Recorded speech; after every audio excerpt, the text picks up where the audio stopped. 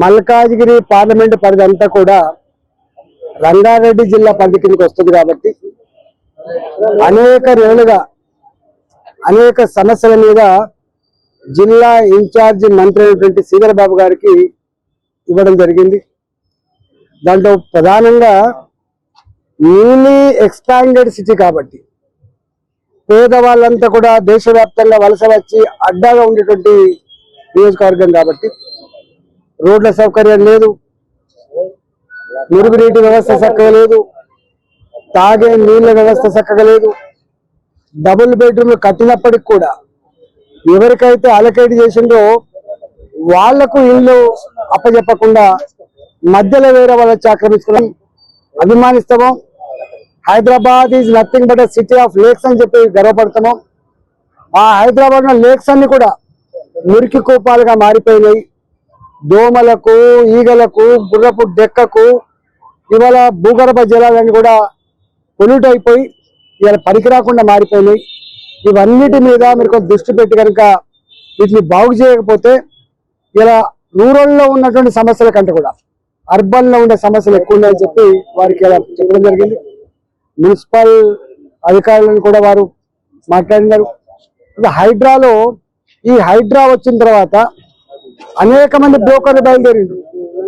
హైడ్రాకి మీ complaint పోయింది, మీ గురించి హైడ్రా ఆలోచిస్తుందని చెప్పి బ్లాక్మెయిల్ చేసి ఇండైరెక్ట్ గా డబ్బులు కూస్తా ఉన్నారు. వాటి మీద దృష్టి పెట్టండి. ఈ బ్లాక్ మెయిలర్లు, ఈ దొంగతనంగా డబ్బులు గుంజే వాళ్ళు ప్రజలకు కంటి మీద కొనుక్కు లేకుండా చేస్తా ఉన్నారు. దీంట్లో విక్టిమైజ్ అంతా కూడా ఉన్న వాళ్ళు ఎవరు విక్టిమైజ్ కారు, నిజమైన పేదలు మాత్రమే విక్టిమైజ్ అవుతున్నారు. దాని మీద కూడా మేము దృష్టి తీసుకురావడం జరిగింది. అకారణంగా కొన్ని గుళ్ళన్నీ కూడా ఇవాళ ఎండోమెంట్ కింద వేసి సెంటిమెంట్ గా ఉంది. చిన్న చిన్న దేవాలయాలు ఆ బస్తీ వాసులు ఆ కాలనీ వాసులు నడుపుతున్నటువంటి దేవాలయాలు కూడా వీరు ఎండోమెంట్ చేయడం వల్ల అనేక రకాల ఇబ్బందులు అవుతా ఉన్నాయి.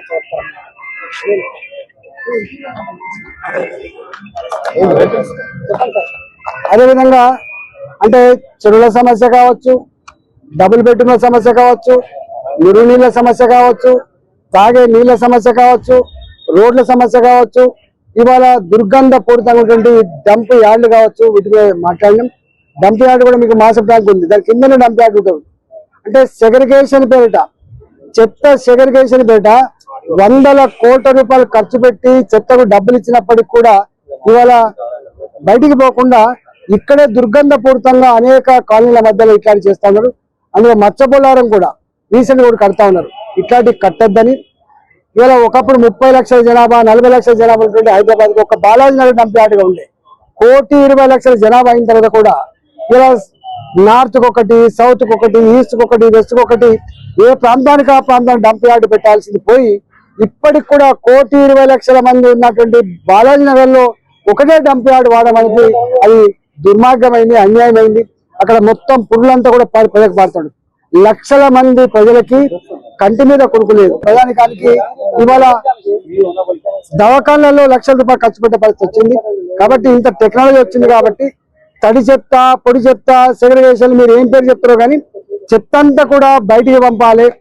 ఆ చెత్త నుంచి వెళ్ళి టెక్నాలజీ పరంగా మార్పు చేసుకోండి, వాల్యూ యాడెడ్ ప్రక్రియ మార్చుకోవాలి తప్ప ప్రజల ఆరోగ్యాన్ని మీరు చెడగొట్టకండి, వాళ్ళ జీవితాలతో చెలగటమాడనేటువంటి చర్చ ఉంది. అవన్నీ కూడా మాట్లాడడం అంటే ఇట్లాంటి హైదరాబాద్ నగరంలో పనులు చేసిన వాళ్ళకు డబ్బులు సకాలం రాకపోవడం వల్ల కొత్త పనులకు టెండర్లు పెట్టినా కూడా ఎవరు వస్తలేరు.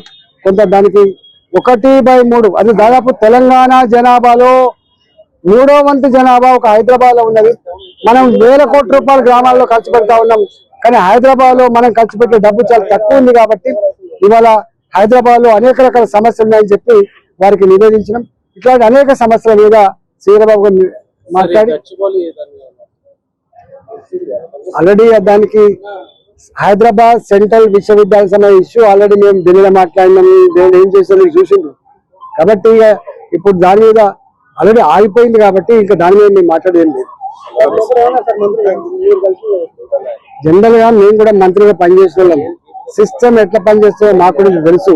ఇప్పుడు వారు అధికారులు ఉన్నారు, ఇవాళ మేము అధికారులు ఉండొచ్చు, రేపు ఇంకోరు అధికారులు ఉండొచ్చు. ఎవరి అధికారులుగా కూడా మంత్రులుగా బాధ్యత కలిగినటువంటి వాళ్ళుగా ప్రభుత్వ పరంగా ప్రజలకు సౌకర్యాలు కల్పించే బాధ్యత ఉంది కాబట్టి, ప్రజల సమస్యలు పరిష్కరించే బాధ్యత ఉంది కాబట్టి ఇవాళ డెఫినెట్గా వచ్చారు. వారు ఒకప్పుడు మంత్రిగా ఉండే, మేము అప్పుడు ఎమ్మెల్యేగా ఉన్నాం, మళ్ళీ మేము మంత్రిగా ఉన్నాం, వారు ఎమ్మెల్యేలు ఉన్నారు, మళ్ళీ వాళ్ళు మంత్రిగా ఉన్నారు. కాబట్టి ఇవన్నీ వస్తూ ఉంటాయి.